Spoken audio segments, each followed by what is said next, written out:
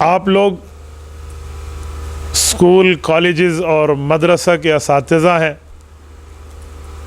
اور یہ بہت بڑا رتبہ ہے جس صفت سے آپ متصف ہیں۔ میں چند معروضات آپ کی خدمت میں اس سلسلے کے اندر پیش کروں گا کہ ہمیں اپنے سامعین شاگردوں کو کیسے ڈیل کرنا چاہیے اور ہم معاشرے میں اچھائی کے اندر کیسے افراد تیار کر سکتے ہیں، اس کے لیے ہمارا مقام کیا ہے اور ہمیں کام کیا کرنا ہے۔ میں بنیادی طور پہ ایک بات کہوں گا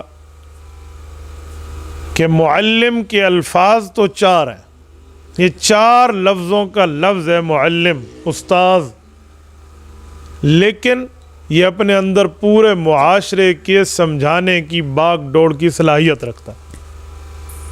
استاذ کے لفظ تو 5 ہیں، لیکن یہ پوری زندگی کے سمجھانے کا معاملہ اپنے اندر رکھتا ہے۔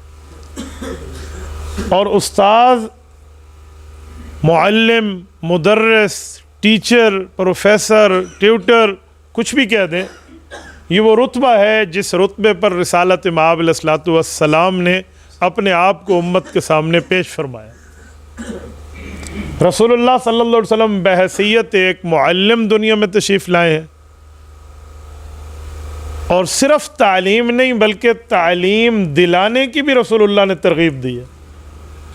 علم میراث جسے ہم کہتے ہیں، جائیداد تقسیم کرنے کا علم، رسالت مآب علیہ الصلوۃ والسلام نے اپنی دنیاوی زندگی کے آخری دنوں میں یوں ارشاد فرمایا تھا، تعلموا الناس، تعلموا وعلموها الناس فإنی امرؤ مقبوض، کہ لوگوں یہ سمجھو اور لوگوں کو مجھ سے سمجھا دو، کیونکہ اللہ رب العزت مجھے اپنی طرف بلانے والے۔ تو رسالت مآب علیہ الصلوۃ والسلام نے اس کے پڑھنے پڑھانے کی ترغیب دی ہے۔ اور رسالت مآب علیہ الصلوۃ والسلام کے لیے مشہور حدیث ہے، آپ نے اور نہیں تو اردو کتاب کا حوالہ میں دے دیتا ہوں، حضرت شیخ زکریا رحمۃ اللہ علیہ کی فضائل اعمال اٹھا لیں، اس میں وہ لکھتے ہیں کہ 2 حلقے لگے ہوئے ہیں، ایک لوگ اللہ اللہ کر رہے ہیں اور ایک لوگ پڑھنے پڑھانے کا کام کر رہے ہیں۔ رسول اللہ صلی اللہ علیہ وسلم فرمایا دونوں حلقے ماشاءاللہ بہترین صاحب الفضیلت ہے، لیکن جس حلقے میں اللہ کے رسول خود تشریف فرما ہوئے وہ علم کا حلقہ تھا۔ تو آپ کو علم کے حلقے کے ساتھ وابستہ ہونے پر خراج عقیدت اور مبارکباد ہو۔ یہ بہت بڑا ایک مقام اور مرتبہ ہے جو ایک استاذ کو اللہ رب العزت نے عطا فرمایا۔ تبارك الذي نزل الفرقان على عبده ليكون للعالمين نذيرا